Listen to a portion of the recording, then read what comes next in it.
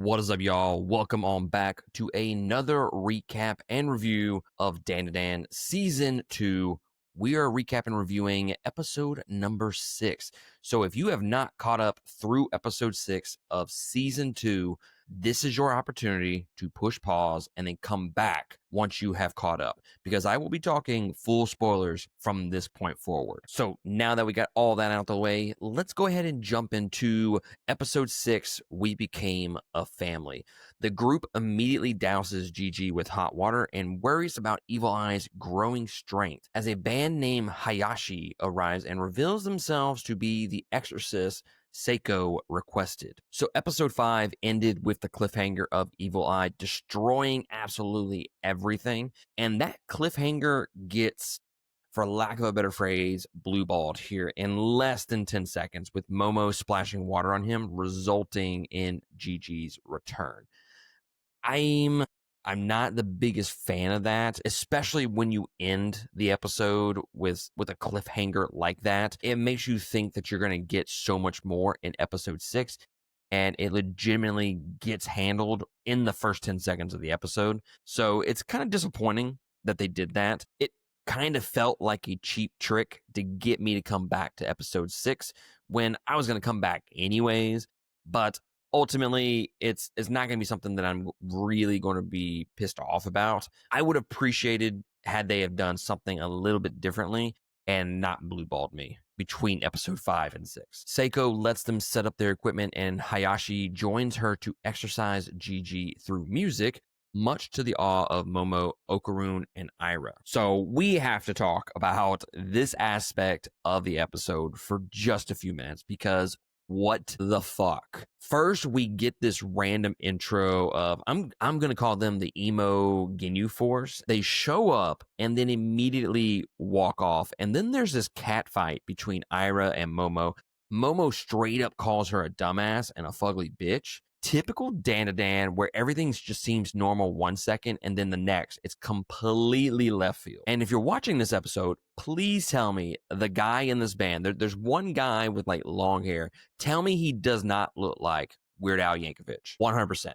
If that's not an inspiration for that character, I'm gonna be blown away, because it looks just like him. Now the rest of the band, they look like they were ripped right out of the 70s from a hair metal band. I'm not gonna lie, I dig the fuck out of everything about this. The whole exorcism by metal song, again, it's so left field. I wasn't expecting anything like this, that it came as a nice surprise to me. It's just really unique, especially coming from someone that really loves the supernatural horror subgenre.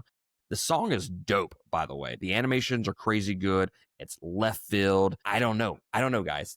This is kind of a reoccurring thing with Dandadan. It wouldn't make sense by itself, but when it is in the context of the show, it just meshes together in like this perfect, beautifully dumb way that I can't not love it. Hayashi's music disturbs Evil Eye, causing Jiji to tearfully plead not to kill him.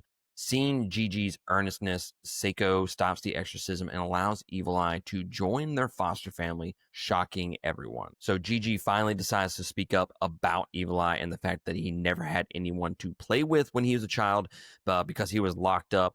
Like, why not mention that before all of the exorcism stuff? So, and just in terms of a story, I don't like these little plot holes like this. Like, he had so much time to just mention the fact that, hey, I get that Jiji is an evil spirit, but just hear me out. But now when they're in the trenches, that's when he decides to spring the information on them that Jiji used to be a little boy that used to be caged up for his entire childhood before he died. So look, this is a little bit of a nitpick. I get it. But just from a story aspect, and y'all know me, I am not a fan of convenience. This feels like a matter of convenience to help the story, to stop this little problem and just push it forward. They just wanted to do something silly like this. I get it. The show is silly, but when you bring in a hair metal band and you go so far as to exorcise the demon from Jiji, and then he decides to tell everybody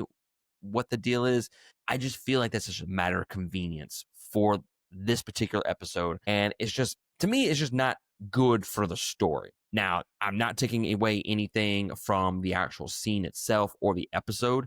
Still fucking fantastic. But just in terms of telling a story, I felt like it could have been handled a little bit better than that. He should have brought it up a little bit sooner, I would think. That just seems like very important information that you would share with everybody else. But we do get a nice little moment here where Okaroon stands up for Jiji and he says that, hey, he's my friend. He'll get stronger so he can control Evil Eye.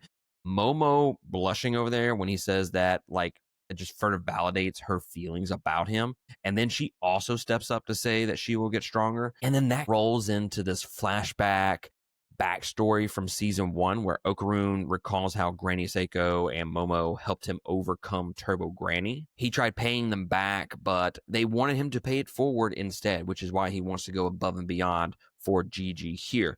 This is a good, heartfelt moment for me where Okaroon and Jiji connect. It's further developing that friendship between these two characters, where in season 1, it was a little bit rocky. And while this does develop that relationship between Jiji and Okaroon, this really does a lot for the character of Seiko, where they're using some other characters to further develop her character, kind of like externally, I guess you could say. They really do take their time to show how all of these characters are very appreciative of Seiko and how she has helped them throughout this entire series. The group spends the night inside Seiko's damaged home, where Okaroon and Jiji bond over their struggle of controlling their spiritual powers and the ISA family taking care of them. The next morning, Momo, Okaroon, and Ira head to school while Jiji continues his training with Seiko. So throughout all of these scenes here, we get a little bit more of this rivalry between Momo and Ira, which I am loving that more and more as the series progresses. And it does add a lot of humor to this episode, where Momo is acknowledging the fact that Ira bends over backwards to appease Okaroon, but when she needs something, she won't do shit for her. Momo and Ira are just constantly arguing and fighting, calling each other names. I mean, we have Momo over here calling her a fugly bitch multiple times and just repeatedly saying fugly, fugly, fugly. So if we're talking about things that I hope continues on in the future with subsequent episodes of this series, I really do hope that they kind of further explore this relationship between Momo and Ira. I really do enjoy this rivalry between those two characters, and I hope that we continue to get more of them as the series progresses. So Momo decides to help renovate the home by taking a part-time job. Momo's friends at school later drag Okaroon to a maid cafe where they see Momo currently working, to her embarrassment. So Momo's friends are forcing him to get tea with them at this place that Momo gets a part-time job. If you are in the know, then you know it is one of those maid cafes. Absolutely hilarious moment. I was thinking originally that my boy Okaroon went from like this invisible introvert at school to now having practically every girl after him. But it looks like Momo's friends were there for 2 reasons. One, to embarrass the hell out of Momo. They were definitely successful, by the way.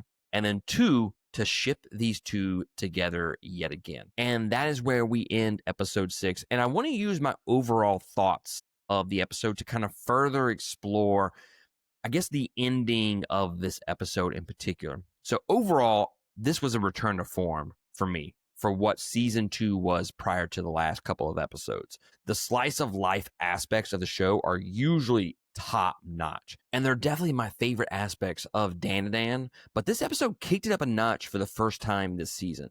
So that's kind of what I want to talk about with the last little bit of this episode, like mostly the back half of the episode, where it is just a slice of life where these characters are just interacting with each other in normal day-to-day business. This is one of the things that I really loved about season 1. Like, when I look back on season 1, my complaints and the things that I loved so much about that season was I really loved the relationships between the characters, especially Momo and Okaroon.